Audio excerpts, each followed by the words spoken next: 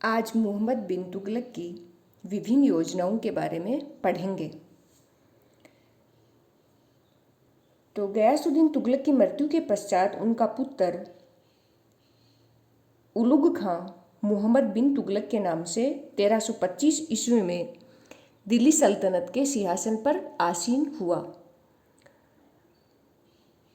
इनका मूल नाम उलुग खां था और इन्हें जोना खां भी कहा जाता था। जैसा कि राजमुंद्री अभिलेख में कहा गया है कि मोहम्मद बिन तुगलक जोना खां अर्थात दुनिया का खान था। तो मोहम्मद बिन तुगलक एक कुशल अन्वेषक एवं अनेक योजनाओं का निर्माता भी था। उसे नवीन योजनाओं को बनाने का बहुत शौक था और यही कारण है कि मोहम्मद बिन तुगलक ने सिंहासन पर बैठने के पश्चात शासन के क्षेत्र में अनेक नवीन योजनाओं को जन्म दिया। जैसे उनकी प्रथम योजना थी दोआब क्षेत्र में कर वृद्धि। तो अलाउद्दीन खिलजी के पश्चात मोहम्मद बिन तुगलक ही ऐसा शासक था जिसने भूराजस्व व्यवस्था की तरफ विशेष ध्यान दिया और उन्होंने जो राजस्व विभाग की विभिन्न अनियमितताएं थी उनको भी दूर करने का प्रयास किया और जो अनियमितताएं थी उनको दूर करने हेतु उन्होंने एक नवीन पदाधिकारी की नियुक्ति की। ये पदाधिकारी था सत्ताधिकारी और इसका कार्य था जो लगान वसूल करते थे उन कर्मचारियों के कार्यों का निरीक्षण करना। तो एक काम तो ये किया, यानी जो राजस्व विभाग में अनियमितताएं थी उनको दूर किया और राजस्व संबंधी उसका जो महत्वपूर्ण कार्य या उसकी महत्वपूर्ण योजना थी वो थी दोआब क्षेत्र में करवर्दी। तो इस करवर्दी का जो मुख्य कारण था वो था विभिन्न योजनाओं में धन का अतिशय व्यय होने से क्या हुआ, आर्थिक संकट की स्थिति उत्पन्न हो गई थी। तो आर्थिक संकट की स्थिति उत्पन्न होने से उन्होंने करवर्दी करने का निर्णय लिया और इस करवर्दी हेतु एक क्षेत्र विशेष का चयन किया गया। वह क्षेत्र था दोआब और इस चयन का आधार था भूमि का उपजाऊपन। तो इस योजना के तहत उन्होंने 10 से 20% तक करवर्दी की और कुछ अन्य कर भी लगाए।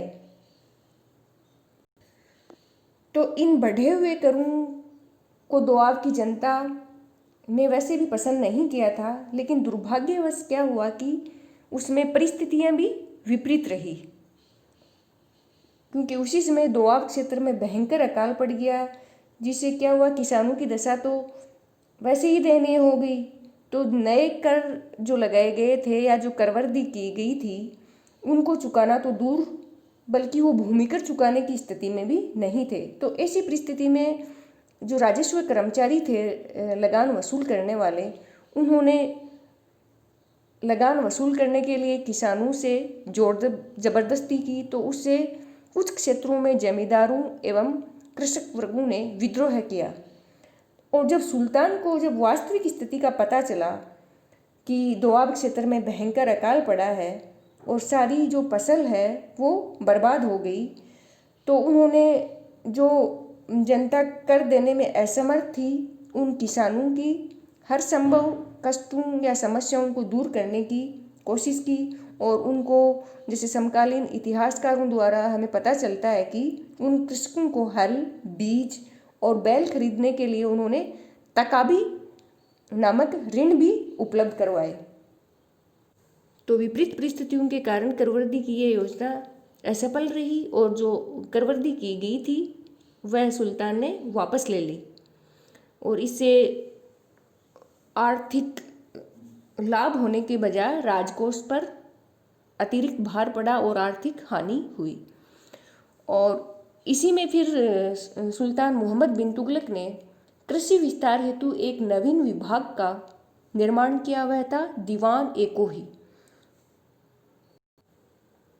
तो इसके लिए जो क्षेत्र का चयन किया गया था उसको अनेक विकास खंडों में विभाजित किया और कृषकों को उन्नत किस्म के बीज उपलब्ध करवाए गए, उनको धनराशि भी दी गई सिंचाई की सुविधा हेतु कुएं भी खुदवाए गए और किसानों को बदल बदल कर फसलें बोने के लिए प्रोत्साहित किया गया। किंतु यह योजना भी असफल रही। सफलता का कारण वही था, जैसे जो भूमि क्षेत्र का चयन किया गया था वो उचित नहीं था, यानी बंजर भूमि का चयन किया गया। दूसरा कारण था भ्रष्ट अधिकारी तंत्र, यानी जिस उद्देश्य के लिए जो धनराशि दी गई उसका जो बेईमान जो राज्य कर्मचारी थे उन्होंने उसका दुरुपयोग किया। और तीसरा कारण ये था कि जो 3 वर्ष का समय निश्चित किया गया था, यानी जो दीवान एक को ही विभाग बनाया गया था, उसमें उस क्षेत्र के अंतर्गत कृषि विकास के लिए 3 वर्ष का समय निश्चित किया है, जो कि एक बहुत ही कम समय था। यानी इतने कम समय में अच्छे परिणाम की संभावना न के बराबर थी।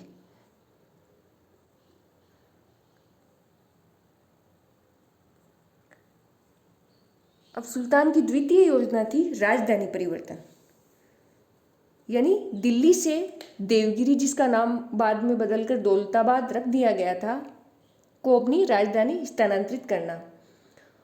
और ये जो राजधानी परिवर्तन की योजना थी, इस संदर्भ में भी जो विभिन्न समकालीन इतिहासकार हैं उनके अनेक मत प्रचलित हैं। यानी भाई राजधानी परिवर्तन क्यों किया गया, उसका कारण क्या था। तो जो प्रमुख कारण वो है, जैसे देवगिरी का सल्तनत साम्राज्य के केंद्र में स्थित होना, जो बाह्य मंगोल आक्रमणकारी थे उससे सुरक्षा, संपूर्ण भारत पर प्रशासनिक नियंत्रण स्थापित करने के लिए। और कुछ इतिहासकारों ने यह बताया है कि सुल्तान दक्षिण भारत में मुस्लिम संस्कृति को स्थापित करना चाहता था, इसलिए देवगिरी स्थानांतरित की। तो ये राजधानी परिवर्तन के प्रमुख कारण थे। तो इस योजना में क्या किया सुल्तान ने कि जो दिल्ली की संपूर्ण जनता थी उसको दौलताबाद जाने के आदेश दे दिए और उनके लिए सभी आवश्यक सुविधाएं भी उपलब्ध करवाई गई। फिर भी यह योजना पूर्ण रूप से असफल सिद्ध हुई। असफलता के कारण वही थे, जैसे योजना का गलत ढंग से क्रियान्वयन, क्योंकि सुल्तान को क्या करना था, केवल जो मुख्य दफ्तर और जो दरबारी वर्ग था उसको ही दौलताबाद ले जाना चाहिए था, न कि संपूर्ण जनता को। अब संपूर्ण जनता को जब दौलताबाद जाने के आदेश दिए तो संपूर्ण जो साम्राज्य था उसमें एक अफरा तफरी की स्थिति उत्पन्न हुई, क्योंकि कोई भी साधारण नागरिक जो कई वर्षों से दिल्ली रह रहा था तो वो अपने पैतृक जो निवास स्थान था उसको छोड़कर अनजान और दूरस्थ दौलताबाद को जाने के लिए तैयार नहीं थे और उनको ले जाने की आवश्यकता भी नहीं थी। परंतु असफल तो हुई, लेकिन इसके परिणाम स्वरूप भारत में आगे राजनीतिक एवं सांस्कृतिक एकीकरण की जो प्रक्रिया है वो बढ़ी और इस योजना के 2 महत्वपूर्ण परिणाम भी निकले। जैसे जो तात्कालिक परिणाम था वो था सुल्तान मोहम्मद बिन तुगलक की अलोकप्रियता एवं उसके विरुद्ध बढ़ता जन आक्रोश। तो ये तो था तात्कालिक परिणाम। और जो दूरगामी परिणाम था वो था दक्षिण में मुस्लिम संस्कृति का विकास, यानी दक्षिण भारत में उसके पश्चात मुस्लिम संस्कृति का विकास हुआ, जिसका राजनीतिक परिणाम बाद में अपन देखेंगे कि जैसे बहमनी राज्य का उदय।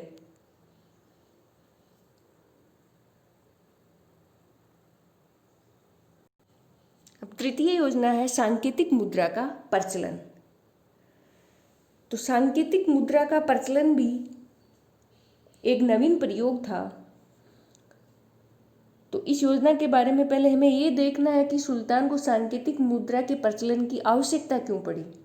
तो इसका जो कारण था वो था राजकोष में एवं वैश्विक स्तर पर चांदी की कमी होना। तो इस चांदी की कमी से उबरने के लिए उन्होंने चीन एवं ईरान में भी यह सांकेतिक मुद्रा प्रचलित की गई थी। तो उसी नीति को अनुसरण करते हुए मोहम्मद बिन तुगलक ने सांकेतिक मुद्रा चलाई। जियाउद्दीन बर्नी ने भी कहा है कि सुल्तान को अपनी सेना के गठन के लिए धन की आवश्यकता थी और सुल्तान ने क्या किया, अतिशय उदारता एवं अव्ययता से अपना जो राजकोष था वो खाली कर दिया था। तो इन परिस्थितियों में उन्हें सांकेतिक मुद्रा चलानी पड़ी। तो इस योजना के अनुसार कांसे के सिक्के चलाए गए और इससे पहले चांदी का होता था जिसे टंका कहा जाता था, और जो ये कांसे के सिक्का चलाया इसका मूल्य चांदी के 1 टंका के बराबर रखा गया। तो वैसे तो सुल्तान का एक क्रांतिकारी कदम था, क्योंकि इसके द्वारा राजकोष में चांदी को सुरक्षित रखने की व्यवस्था की, परंतु यह योजना असफल हुई क्योंकि लोगों ने क्या किया, चांदी की मुद्रा को सुरक्षित कर कांसे के सिक्के के रूप में ही लगान चुकाने लगे। यानी जो चांदी अपने पास थी उसको अपने पास सुरक्षित रखा। अगर मोहम्मद बिन तुगलक जो ये सांकेतिक मुद्रा की जो योजना थी उसके लिए कुछ जरूरी बातों को ध्यान में रखता, जैसे जनता के मन में पहले विश्वास पैदा करना था, यानी सांकेतिक जो मुद्रा चलाई गई थी उसके प्रति जनमानस में विश्वास पैदा करना था। दूसरा ये था कि सांकेतिक मुद्रा ऐसी प्रणाली से बनानी थी जिसका रहस्य केवल शासक ही जानता हो, यानी सामान्य जनता उसकी डुप्लीकेसी यानी उसकी नकल न कर सके। और तीसरी बात ये थी कि अगर कोई अनधिकृत व्यक्ति जाली सिक्के बनाता हुआ पकड़ा जाता है तो उसके लिए कठोरतम दंड की व्यवस्था की जाए और एक व्यापक पुलिस संगठन की भी व्यवस्था हो। लेकिन दुर्भाग्यवश सुल्तान ने इस प्रकार की कोई व्यवस्था नहीं की और इसका परिणाम ये हुआ कि कुछ लोगों ने अपने घरों पर ही बड़ी मात्रा में जाली सिक्के डालने शुरू कर दिए। जैसा कि जो समकालीन इतिहासकार है जियाउद्दीन बर्नी, उनके अनुसार प्रत्येक हिंदू का घर टकसाल बन गया था।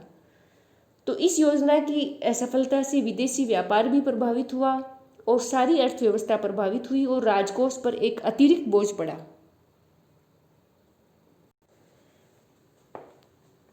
और उसकी जो अगली योजना थी वो थी खुरासान विजय योजना।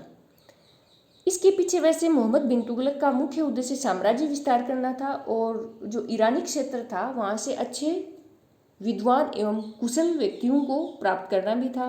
तो इस विजय अभियान हेतु मोहम्मद बिन तुगलक ने एक विशाल सेना संगठित की, क्योंकि किसी भी विजय अभियान के लिए एक विशाल सेना की बहुत ज़रूरत होती है। और उस सेना को उन्होंने क्या किया, अग्रिम रूप से वेतन भुगतान भी कर दिया, जो उसकी सामाजिक समर्थता का सूचक भी था।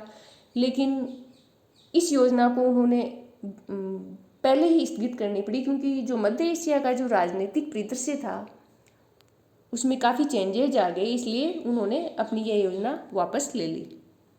तो ये थी मोहम्मद बिन तुगलक की विभिन्न योजनाएं। और अपन मोहम्मद बिन तुगलक की जब इन योजनाओं की जब उसका मूल्यांकन करें या उनकी समीक्षा करें तो प्रतीत होता है कि वैसे मोहम्मद बिन तुगलक एक प्रतिभा संपन्न और अपने युग से अग्रगामी सुल्तान था, परंतु उसकी योजनाओं का क्रियान्वयन उचित ढंग से नहीं हो पाया और जो भ्रष्ट अधिकारी तंत्र था उसने भी उसका व्यापक समर्थन नहीं किया, इसलिए उनकी योजनाएं असफल रही। और योजनाओं की प्रस्तुति ये भी दर्शाती है कि सुल्तान एक लोक कल्याणकारी विचार रखने वाला सुल्तान भी था, लेकिन इन योजनाओं की असफलता ने उनके चरित्र को एक विवादास्पद व्यक्तित्व बनाकर रख दिया।